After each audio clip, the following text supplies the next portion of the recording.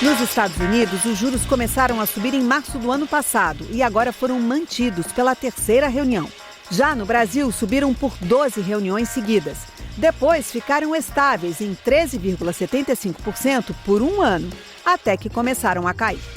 Super Quarta da Alegria, no Terraço Cast de número 409. A vinheta inicial é trecho de reportagem do SBT News sobre as decisões recentes de juros no Brasil e nos Estados Unidos.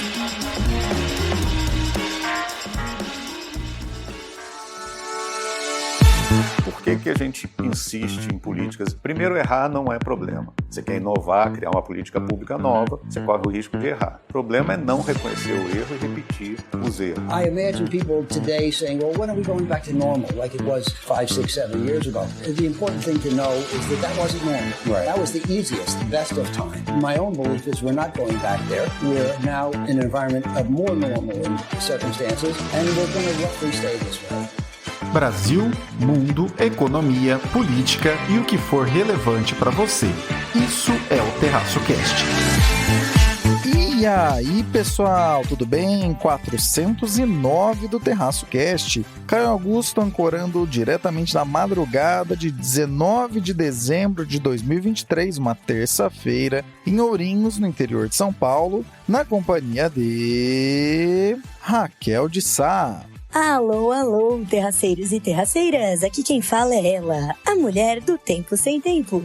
E olha, fazia tempo que eu não dizia que a mulher do tempo sem tempo andava sem tempo, né? Mas, meu Deus, hoje, né, essa quarta-feira, essa super quarta, ela foi puxada. Sabe aquele dia que você acorda e você fala, meu Deus, hoje meu dia vai ser longo? Pois é. E por que isso, gente? Porque não tem nada a ver com São Pedro. São Pedro foi ótimo, tá? A gente fez as pazes e tal. Ele foi super bom comigo nos últimos dias. Assim. Parece que ele vai mandar uma onda de calor aí, meio puxadinha, né, pros próximos dias, pra mostrar pra galera aqui, aquecimento global e desequilíbrio climático é uma verdade. Mas foi tranquilo. Não me pegou na chuva, tá? Não fez eu cair da bicicleta, tá tudo certo. O que acontece mesmo é a falta de tempo da mulher sem tempo. Por quê? Hoje teve reunião tanto do FONC, o Comitê de Política Monetária do FED, o Banco Central Americano, quanto do Copom, o nosso Comitê de Política Monetária. Então é por isso que esses serão meus assuntos do dia de hoje. Renata Cocho. Alô, alô, terraceiros! Oi, Caio, oi, Fernanda, oi, Raquel. Aqui é a Renata, trazendo, como sempre, o Boletim Internacional. Dessa vez, falando diretamente de São Paulo, eu tô aqui no bairro de Pinheiros. Eu já aviso que se vazar som, né, o Pinheiros inteiro, pra quem mora aqui em São Paulo, sabe, está em obras. Então já peço desculpa se vazar aí alguma martelada, alguma serra elétrica no podcast. Enfim, também eu achava que eu já tava de férias, né? Acho que no último podcast eu até me despedi de vocês, já falei Feliz Natal, Feliz Ano Novo, para quem comemora essas datas, mas Caio pediu para eu gravar ainda mais 2 podcasts, né? Esse 2023 parece que não acaba. E o que ele não me pede sorrindo que eu não faço chorando, não é mesmo? Brincadeira, Caio. Eu sei que é muito importante a gente, né, terminar o ano e continuar dando informações para vocês, então eu vou gravar mais 2 episódios. E essa semana a gente vai falar de 2 assuntos. A gente vai falar do impeachment, da abertura de processo de impeachment do presidente dos Estados Unidos, o Joe Biden, que foi aberto essa semana na Câmara, e também da aprovação do cessar-fogo no Oriente Médio, né, na faixa de Gaza, que foi aprovado pela Assembleia Geral da ONU. Dando um spoiler aqui já para vocês, eu não acredito que vai ter grandes consequências nenhum desses atos, né? Eu não acho nem que o Joe Biden vai ser impeachment nos Estados Unidos, nem que vai ter um cessar-fogo imediato na faixa de Gaza, mas vamos comentar quais são as consequências ou quais as implicações e o porquê que essas coisas aconteceram. Vamos comentar um pouquinho com vocês hoje, tá bom? E Fernanda Mello. E aí, meu querido, tudo bem com você? E todos os ouvintes do Terraço Cast, que prazer estar aqui com vocês nesses últimos episódios de 2023. Olha, onde chegamos? Com esse trio de feras já afiado para as análises, vamos então ao 409. Raquel, tivemos super quarta e, diferentemente do que aconteceu nas últimas vezes em que esse alinhamento de decisões monetárias rolou, dessa vez as notícias foram positivas, ou ao menos foram recebidas desse jeito. O que vale ficar de olho agora? É isso mesmo, Caio Augusto, é isso mesmo. Fê e Rê, minhas companheiras de podcast. Hoje falaremos sobre Juros é o assunto preferido da Rê, que eu tô sabendo, né? Por isso, como ela gosta muito, eu vou falar aqui por ela, né? Um pouquinho do que o Fed, né? O nosso querido Jay Powell e a galerinha lá por lá falou. Então, começando pela mensagem do Banco Central Americano, né? O que o FONC, ele decidiu? Bom, ele decidiu algo que surpreendeu um total de 0 pessoas, que foi manter a taxa de juros no patamar aí, no intervalo entre 5,25% e 5,5%. Até aí, tudo bem, ok. O que surpreendeu, gente, foi o recadinho, né? Sabemos que vem um comunicado depois da decisão e também tem uma coletiva de imprensa em que o presidente do Fed fala, né? E aí, o comunicado veio já um pouco mais suave com a inflação. Então, o comunicado já trouxe, assim, um recado em que é sempre nas entrelinhas, né, gente? Se uma pessoa, assim, normal, que não fica acompanhando isso o tempo todo lê, ela não vai ver nada. Porque é normal, porque é só os loucos economistas ficar procurando coisa assim, né? Procurando pelo em ovo e tudo mais, e várias mensagens subliminares. E assim, o que o FONC ele fez? Ele destacou ali que tanto a inflação estava melhorando, quanto a atividade econômica, né? Ou seja, a economia estava também perdendo força. O que é um pouco curioso, né? Dados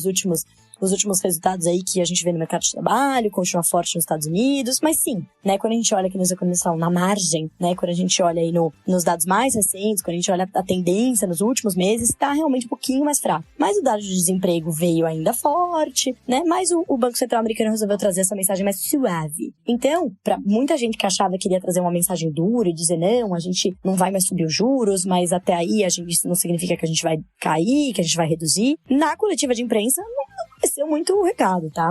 Foi um recado, assim, mais suave, até considerando, né, quando que poderia começar esse corte de juros. No mercado, já tem precificado, que isso se faz por instrumentos, né, de mercado, compra e venda aí de títulos de soberanos e tudo mais, já tem precificado cortes lá pro começo do ano que vem, já nos Estados Unidos, né?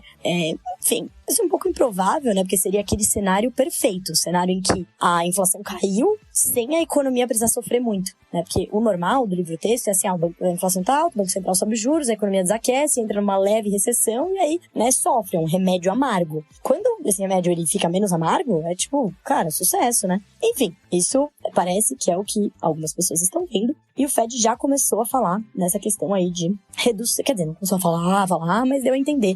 Foi uma mensagem menos dura do que muita gente esperava. Então, isso é do lado de lá, né? Aí, como reflexo disso, as curvas, né? Os juros de longo prazo, que a gente já falou, já teve um episódio aqui sobre isso, que eu expliquei bastante, teve 2, na verdade, que eu expliquei vários movimentos, né? Por que os juros de longo prazo estavam pressionados lá, estavam altos, e um dos fatores, obviamente, era a inflação e o juros de curto prazo. Então, depois da fala e tal, as reações imediatas aí do mercado foram um fechamento da curva, ou seja, o pessoal vendo os juros de longo prazo aí até mais baixos. Então, esse foi o recado do Fed que foi lido por muitos, como, não sei se vocês vão ver esses memes por aí, que o Jay Powell veio vestido de Papai Noel, trouxe ali um presentinho pra todo mundo, porque juros mais baixos são bons pra bolsa, porque juros mais baixos são bons pra todo mundo, pra economia, e é isso, né? Então, todo mundo lendo aí com um presentinho de Natal. Só que aí, gente, veio o quê? Veio o presentinho do Grinch, né? Então tem uma figura muito boa, que é o Jay Powell vestido de Papai Noel e o Roberto Campos Neto vestido de Grinch, né? Que o recado do Banco Central Brasileiro foi mais duro, né? Não foi muito duro, mas foi mais duro do que algumas pessoas esperavam. Principalmente no relativo, né? Quando a gente olha aí o recado do Banco Central Americano. Aqui no Brasil, o nosso Comitê de Política Monetária, o Copom, ele reduziu os juros em 0,5 pontos percentuais, surpreendendo um total de 0 pessoas. Porém, o que surpreendeu, tava toda uma dúvida, né? Se eles iam manter o plural ou não. Que plural? No final do comunicado, normalmente o Banco Central, ele indica o que ele vai fazer nas próximas reuniões. Se ele quer fazer isso, né? Tem vezes que ele não indica nada. Que é o que a gente chama de forward guides, né? Tô indicando, tudo isso é super importante pra política monetária, porque as expectativas de pra onde os juros vão no futuro impactam efetivamente pra onde os juros e a inflação vão no futuro. Então tudo isso é muito importante, comunicação e tal, pra dar credibilidade pro Banco Central e tudo mais. E aí, enfim, eles indicaram qual é a história do plural. Nos últimos comunicados, o Banco Central o Copom tava trazendo assim, sinalizamos cortes de igual magnitude nas próximas reuniões. Se ele tirasse o plural e falasse na próxima reunião, isso indicaria pra muita gente que ele ia acelerar o ritmo. Por quê? Porque, pô, a economia tá mostrando já sinais de enfraquecimento. Ah, pô, mas o PIB veio super acima do esperado. Beleza, mas o PIB é no terceiro tri, né? A gente já tá no último tri, já tá no mês de dezembro. E a gente já vê enfraquecimento, né? Hoje mesmo saiu o dado de a pesquisa mensal de serviços, que teve uma contração no setor de serviços, que é 70% do nosso PIB, que vinha bastante forte e tudo mais. Então tá enfraquecendo, a indústria tá andando de lado e tudo mais. O que eu falei até no episódio passado, que era o PIB, foi mais forte que o esperado, mas era no retrovisor e a economia já tá perdendo força. Então assim, a economia perdendo força. O Banco Central americano falando mais manso. A inflação corrente, né, a inflação de agora, sem grandes pressões aparentes, né? O dado de IPCA dessa semana, que é o nosso indicador de inflação aqui, também veio em linha com o esperado e tal. Pô, o que ele tá esperando pra acelerar esse ritmo de cortes? Mas não, o Banco Central manteve esse tom duro, manteve comunicado super parecido com o passado, o que foi entendido como um tom duro, porque assim, se não mudou muita coisa, e tava duro antes, continuou duro, né? E manteve esse plural nas próximas reuniões. Então, indicando que ele vai manter esse ritmo de 0,5, não vai acelerar. A única coisa que foi um pouquinho mais suave foi, no começo do comunicado, eles falaram que o cenário internacional tá menos adverso, né? Então, assim, toda essa parte dos juros de longo prazo terem cedido um pouco no último mês, a inflação nos países desenvolvidos também ter cedido um pouco, apesar de ainda manter cautela, etc. A parte do cenário internacional veio mais dovish, como a gente fala, né? Que é mais suave em relação à inflação. Mas, de resto, a mensagem de fiscal veio igual, né? Então, igualzinha, do tipo... Que era uma mensagem que dizia assim, pra você que não lembra. Era, acreditamos que não adianta só, eu tô parafraseando aqui nas palavras de Raquel, ok? Não adianta só fazer um novo arcabouço, né? Fazer regras, você tem que seguir as regras. Então, manter as regras é tão importante quanto fazê-las, né? Basicamente uma mensagem subliminar nesse sentido. De que, se sair mudando meta, mudando regra, etc., isso não vai ser positivo, tem que manter. Manter isso aí, né, gente? Essa mensagem continua a mesma. Os riscos do Banco Central, no balanço de riscos deles, eles colocaram, então, o cenário externo, falaram sobre a inflação de serviços, que é mais resistente do que a inflação dos bens, né? Porque é aquela história do cabeleireiro que eu sempre dou de exemplo. O cabeleireiro é serviço puro, né? Se ele acha que o preço vai continuar subindo, se ele não acredita que a inflação vai cair, ele já coloca isso no seu preço, ele antecipa, coloca no preço, e aí o preço efetivamente sobe. Porque ele fala, eu que não vou ficar pra trás, né? Só que se ele não acha que o preço vai subir muito, ele também não vai subir porque ele não quer perder clientela. Então, quando vai pro setor de serviço, é mais difícil de controlar, é menos sensível à política monetária. Por quê? Crédito mais caro dificilmente afeta o consumo de cabeleireiro, entendeu? Afeta muito mais o consumo de bens duráveis, né? Geladeira, enfim, carros, casas, né? Que é como os juros atuam na economia, né? Como os juros atuam na economia, um dos principais canais é o crédito. O crédito fica mais caro, as pessoas consomem menos, o preço fica menos pressionado. E nos serviços é menos direta essa relação. Por isso que o Banco Central ficou super preocupado com o setor de serviços. E o setor de serviços já veio, né? Vem melhorando e tal, mas o Banco Central também colocou no balanço de risco. Olha, melhorou, mas, por exemplo, no último dado de IPCA, já deu um repiquezinho ali nos serviços subjacentes, que é quando a gente tira os menos voláteis. Então, assim, balanço de riscos, em resumo, temos serviços, que são, né, preços que são mais resilientes, uma economia que segue forte, né, que tá perdendo força, mas segue forte, então risco, vai que ela surpreende pra cima. O cenário internacional, que melhorou, mas ainda pede cautela, né, juros ainda altos, inflação ainda acima da meta dos bancos centrais, né, e a questão fiscal. Então, esses são os principais riscos aí. Se bem que o Banco Central ele tirou o fiscal do balanço de riscos. Mas assim, tá por ali, né? Ele tá embutido nas expectativas de inflação, né? Então, o risco são as expectativas de inflação. Por que elas mexem muito? Muito devido, né, ao fiscal. Então é isso, seguem esses riscos. Então, bottom line, né? Resumo da ópera. Banco Central vai continuar reduzindo? Vai. Vai acelerar o ritmo? Provavelmente não. Até onde ele deve chegar? Entre 10% e 9% aí no ano que vem. Muito além disso, é difícil. Uma coisa que vale sempre ser pontuada aqui. Peço desde já desculpas se soar repetitivo, mas é importante. Muito mais relevante do que a decisão em si é a comunicação de uma autoridade monetária sobre o que irá fazer mais adiante. O lado positivo de acontecer, abre aspas, exatamente o esperado, como aconteceu nesses dois casos, é que a comunicação do Banco Central para as decisões tomadas faz sentido. Então, há um reforço justamente na tese. Vamos ficar de olho no que comunicam sobre o que vem a seguir. Por aqui, o BC sinalizou que o cenário externo está menos a risco e a desinflação doméstica continua como esperado. E, assim sendo, seguirá cortando de 50 em 50 basis points, mas reforçando que a Selic ficará em território restritivo quando esse ciclo de cortes acabar. Já nos Estados Unidos, que é quem dita as normas da folia ou ópera bufa que rola nos mercados globais, a mensagem foi mais ou menos o seguinte: juro é daqui para baixo. Mesmo que a fala também tenha englobado cautela com os dados e ainda não sabemos quando iremos cortar, como entrou na previsão do próprio Fed um corte adicional em 2024, né? Até a reunião anterior havia a previsão de 2 cortes em 2024, totalizando 50 basis points, e agora entrou no campo de previsões do Fed um corte adicional, né? Totalizando 3 cortes e 75 basis points de redução no ano que vem. Se por aqui houve o efeito Grinch de um BC ainda com recado duro, mesmo dizendo que vê espaço para queda e para continuidade de quedas, né?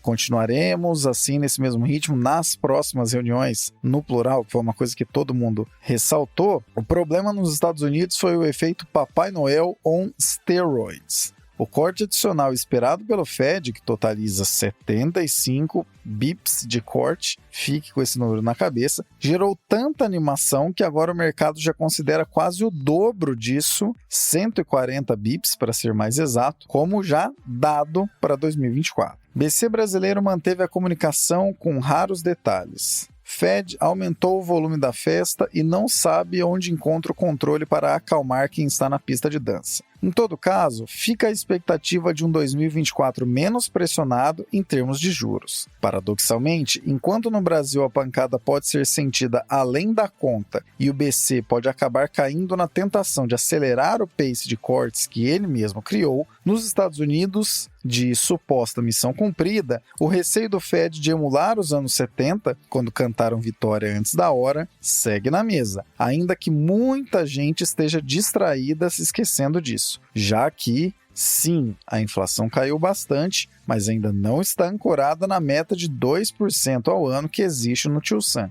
Que tenhamos um próximo ano mais leve quando o assunto são os juros, e que os danos eventuais de errar no ajuste, seja cortando além do necessário ou tendo cortado antes da hora, sejam os mínimos possíveis.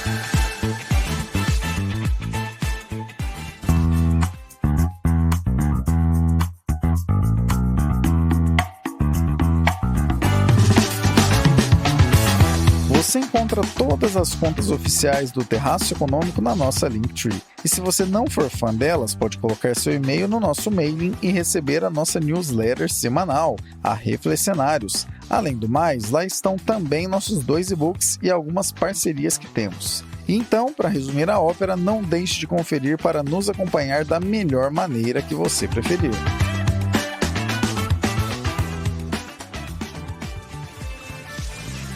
Renata, traga para nós o boletim internacional. Biden com processo de impeachment aberto e ONU pedindo cessar-fogo em Gaza. Começando então com o nosso primeiro assunto, a abertura do processo de impeachment do Joe Biden foi aberta essa semana na Câmara e foi aprovado porque os republicanos têm maioria na Câmara dos Deputados dos Estados Unidos. E a gente sabe, né, nos Estados Unidos tem só 2 partidos principais e eles estão cada vez mais antagônicos, mais polarizados. Então o que aconteceu foi que os 2021 deputados dos republicanos votaram a favor da abertura do processo de impeachment e os 212 deputados democratas votaram contra, então ganharam os republicanos e foi aberto o processo de impeachment. Qual é a alegação? A alegação é que durante o governo Obama, na época que o Joe Biden era vice-presidente, então entre 2009 e 2017, o Joe Biden teria usado a influência dele para favorecer os negócios escusos do filho dele, o Hunter Biden, tanto na Ucrânia quanto na China. Então, o Hunter Biden, né, ele está sendo processado ou investigado por uma série de negócios supostamente ilegais nesses países e o processo de impeachment está sendo aberto porque o Joe Biden poderia ter usado o poder político dele, a influência como vice-presidente, para favorecer esses negócios escusos do filho dele. Tanto ele quanto o filho negam, né? O próprio filho já deu declarações falando que errou muito no passado e tudo mais, que já cometeu, né, alguns negócios realmente esquisitos, né?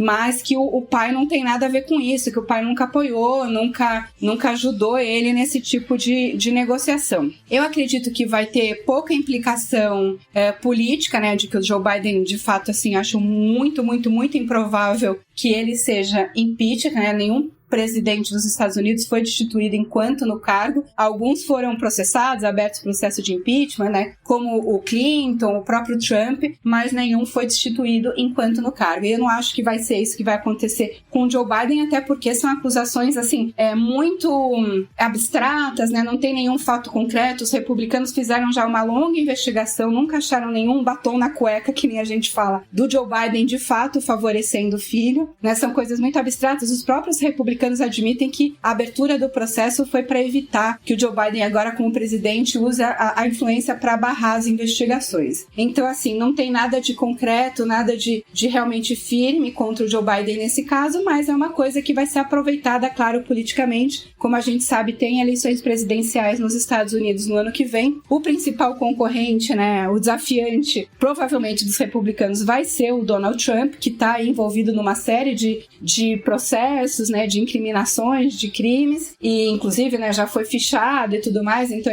no caso do Trump está mais avançado, e acho que para mim a ideia dos republicanos é colocar talvez os dois como iguais, no caso. Olha, todo mundo aqui é treta, todo mundo aqui já se envolveu com negócios escusos, não vai ser por aí que a gente vai diferenciar os candidatos. É claro que não é o caso, né? As acusações contra o Donald Trump são muito mais graves, estão muito mais avançadas, mas fica sempre a narrativa, a retórica política de, o Joe Biden também está sofrendo um processo de impeachment, portanto também é criminoso, vamos falar de outra coisa, não vamos falar disso nos debates eleitorais. Então acho que é mais por aí que esse processo foi aberto, acaba sendo um fato político, mas eu acredito que tenha poucas consequências práticas. A mesma coisa, infelizmente, é com relação ao cessar-fogo, né? Foi aprovado pela Assembleia Geral da ONU, agora o cessar-fogo, né? A ONU tem várias instâncias, tem o Conselho de Segurança, que tem menos países que votam, o Brasil inclusive agora está, né, nesse grupo do Conselho de Segurança, mas não como membro permanente, mas está votando no momento, né? E a gente teve também uma votação no Conselho de Segurança em que os Estados Unidos foi o único país que vetou esse cessar-fogo. No caso da Assembleia Geral da ONU, todos os países votam, ganhou o cessar-fogo por maioria absoluta, mas poucos países, inclusive os Estados Unidos, a República Tcheca, votaram contra o cessar-fogo.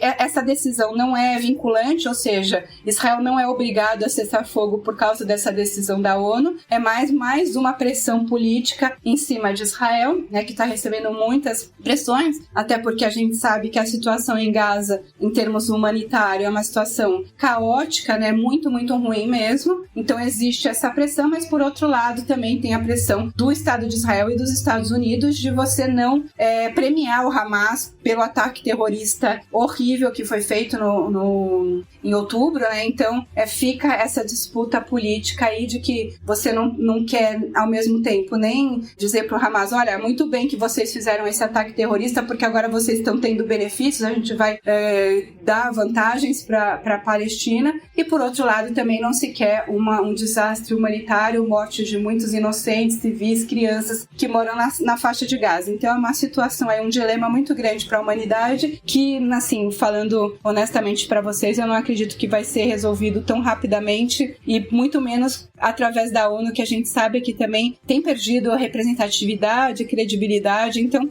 na verdade, é mais como se fosse naquelas notas de repúdio que a gente falava contra o governo brasileiro, né? O Estado de Israel tem recebido aí várias notas de repúdio, mas realmente de que isso vai ter uma consequência prática, eu acho muito improvável. Falei no final do 408 que vocês ficariam com o mistério de ainda termos episódios nesse ano, e a Renata trouxe o spoiler de que não apenas você terá esse que você está ouvindo agora, né, o 409, como também mais um. É só acompanhar e não perder. A abertura do impeachment contra Joe Biden é, de maneira simplificada, reflexo direto da maioria republicana nas casas legislativas, mas, na prática, tem muito mais a ver com as relações pouco amistosas entre republicanos e democratas. Lembremos, por exemplo, que apenas nos últimos trimestres tivemos a demora imensa na aprovação do orçamento do governo, 11 eleições para a definição do novo presidente da Câmara, que acabou sendo um republicano, e olha que os republicanos já tinham a maioria da casa, e, bem, esse tão complexo eleito presidente acabou depois sendo destituído pela primeira vez na história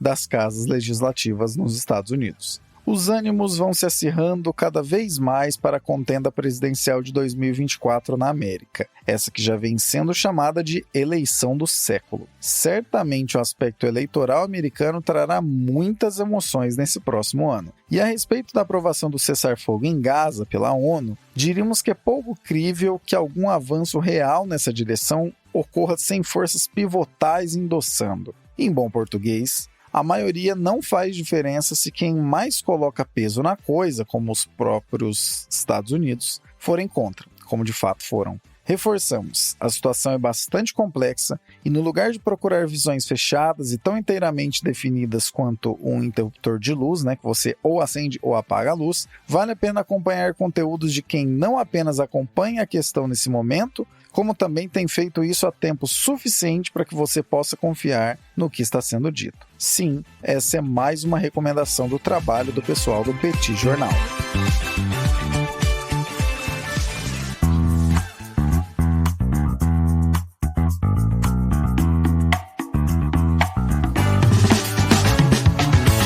Nossa especialidade é produzir conteúdos que falam para serem entendidos. Seja texto, vídeo ou áudio, você pode contar com o Terraço Econômico para encontrar a tradução que seu produto ou serviço precisava. E, de quebra, ainda é possível fazer isso tudo ser acessível a centenas de milhares de pessoas que nos acompanham anualmente. Gostou?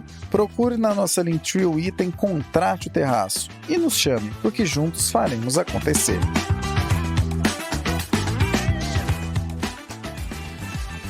Fernanda, mesmo após inteligência artificial, AI, ter motivado altas relevantes em 2023, segundo a Adobe, ainda existe potencial exponencial de crescimento. O que vale a pena ficar de olho a respeito dessa tese? Essa história já vem há alguns meses. Na verdade, em outubro agora de 2023, a Adobe, que é a empresa dona do Photoshop, dos maiores produtos de edição de imagem e de vídeo, anunciou novas versões do seu modelo de inteligência artificial generativo, tipo o ChatGPT de imagens, que o deles ficou com o nome comercial de Firefly. E essa inteligência artificial prometia imagens de maior qualidade, mais capacidade de produzir novos tipos de mídia, enfim. A nova edição dessa inteligência artificial foi treinada em cerca de 70% mais imagens, o que deve melhorar a capacidade do sistema de gerar, de criar imagens mais realistas. É muito impressionante se você for ver aqueles vídeos que mostram como o Photoshop consegue gerar novas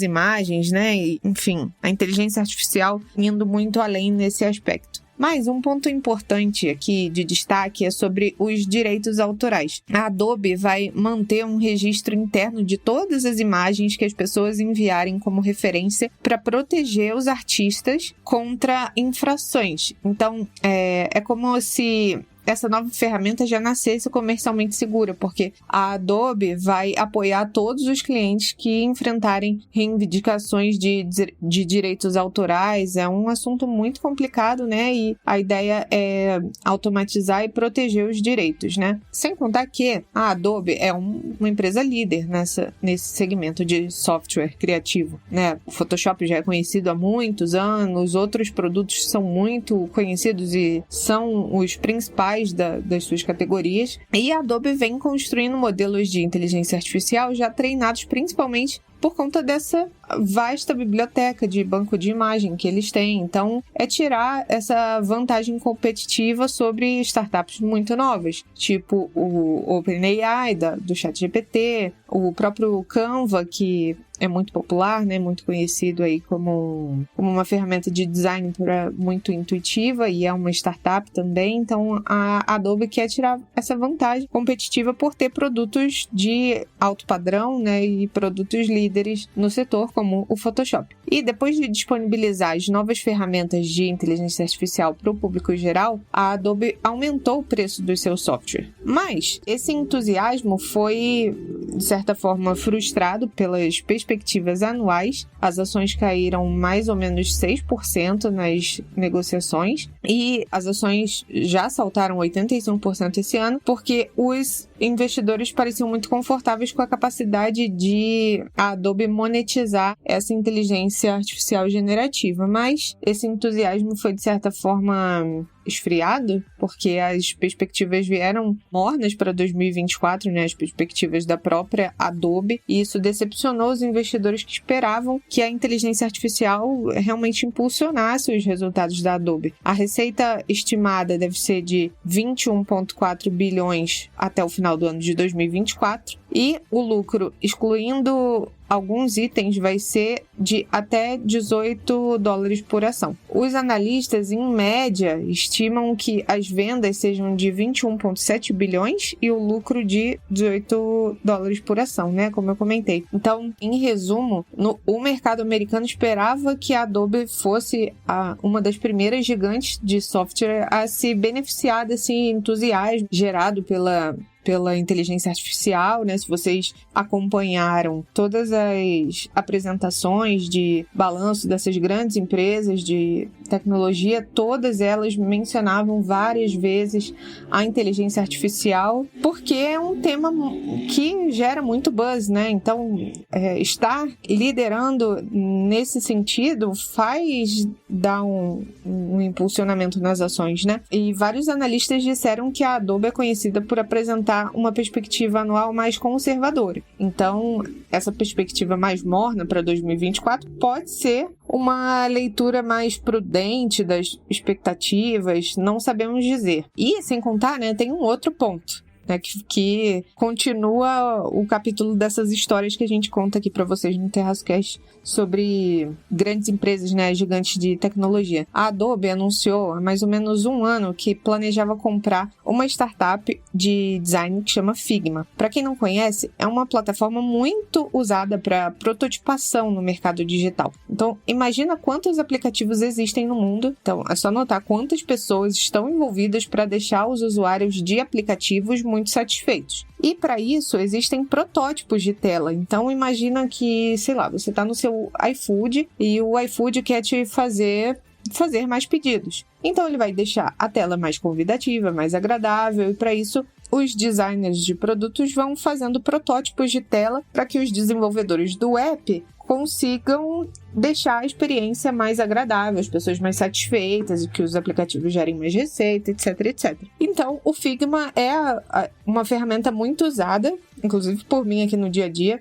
Eu tenho contato com designers e desenvolvedores, e é uma ferramenta muito usada no mercado para melhorar os aplicativos, né, e para prototipar aplicativos. Mas a aquisição do Figma foi paralisada por análises regulatórias. Então, se você ouviu o episódio 406 aqui do TerraçoCast, que eu falei das regras antitrust na Europa, você já consegue ter uma ideia. No final do mês passado, em novembro, no caso, a Adobe estava trabalhando em propostas de soluções para apaziguar esses reguladores europeus, enquanto que o Departamento de Justiça dos Estados Unidos estaria preparando uma ação judicial para bloquear essa aquisição. A Adobe disse que discordava veementemente das conclusões divulgadas pelo regulador de concorrência do Reino Unido, mas, separadamente, a Adobe divulgou também um documento em que a Comissão Federal de Comércio dos Estados Unidos está investigando as práticas de cancelamento de assinatura da empresa há mais de um ano. Bom, esses são mais alguns elementos dessa história que a gente vai contando aqui frequentemente, para a gente ter um cenário completo de como estão as grandes empresas de tecnologia dentro dessa discussão sobre inteligência artificial, questões regulatórias, que envolvem como que a gente pode ter melhores práticas, né, na regulação de algo que é extremamente difícil de se regular, uma coisa que cresce e a gente ainda não sabe os limites. Então, acompanhe aqui o TerraçoCast e a gente vai te contando. A coisa mais complicada que existe nos mercados é que, ao mesmo tempo que teoricamente eles trazem toda a informação futura a tempo e valor presente, paradoxalmente existe ainda a previsão de que sempre virá algo melhor.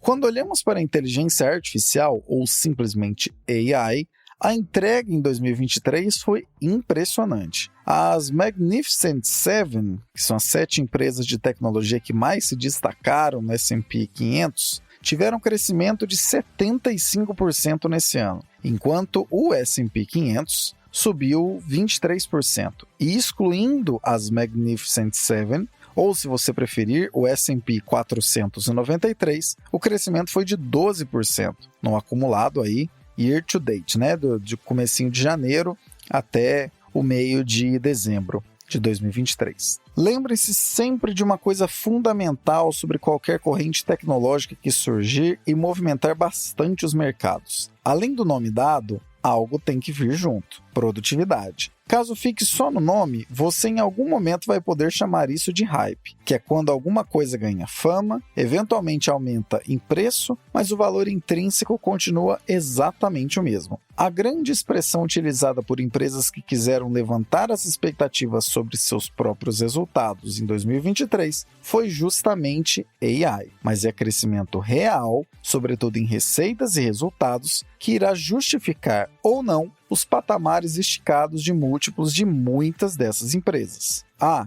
e um detalhe, atualizando a informação trazida pela Fernanda. O deal da Adobe em comprar a Figma não deu em nada mesmo, e ainda gerou uma multa para a Adobe de $1 bilhão, provavelmente aí de uma opção de compra, né? A Adobe tinha essa possibilidade, deixou um valezinho ali, acabou não comprando, mas tinha que pagar o valezinho. Se já seria complicado ter certo e na ponta da caneta o que se traria de resultado adicional com AI, imagina agora tendo de justificar esse pequeno engano de $1 bilhão.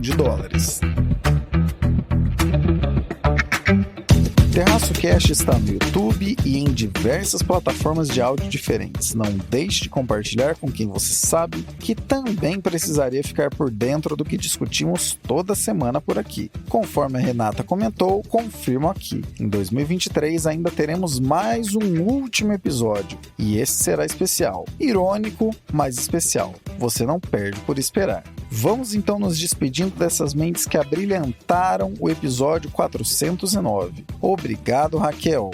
É isso, gente. Eu não acredito que eu consegui falar tudo em 10 minutos de fogo de cupom. É isso. É o dia infinito que faz eu falar no acelerado. Eu espero que ninguém esteja ouvindo esse podcast duas vezes, porque não vai entender absolutamente nada do que eu estou falando. É isso, pessoal. É isso, companheiras. É isso, Caio. É isso, terraceiros e terraceiras. Nos ouvimos na próxima semana. Obrigado, Renata. Então era isso que eu tinha para falar para vocês essa semana, né? Um boletim internacional um pouco mais curto, mas eu queria vir aqui, mesmo estando de férias, passar essas duas notícias para vocês, tá bom? Eu espero que vocês passem bem aí as festas de final de ano e eu volto pra gente falar um pouco, mais um podcast aí pra gente se despedir antes de começar 2024, tá bom? Um beijo a todos, fiquem bem, aproveitem aí quem tá de férias, quem não tá também aproveite pelo menos a cidade que deve ficar mais vazia a partir da semana que vem. Um beijo e até o próximo podcast. Obrigado, Fernanda. Caio, muito obrigada pelo convite. É sempre um prazer estar aqui com vocês, pessoas que eu admiro e adoro a companhia. A gente se vê no próximo episódio. Um grande beijo. Abraços pelas ondas sonoras. Continuamos a prosa no próximo e último de 2023 episódio.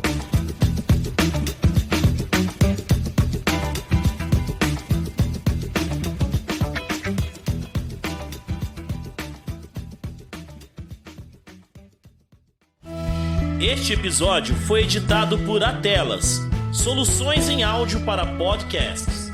Encontre a Atelas nas redes sociais.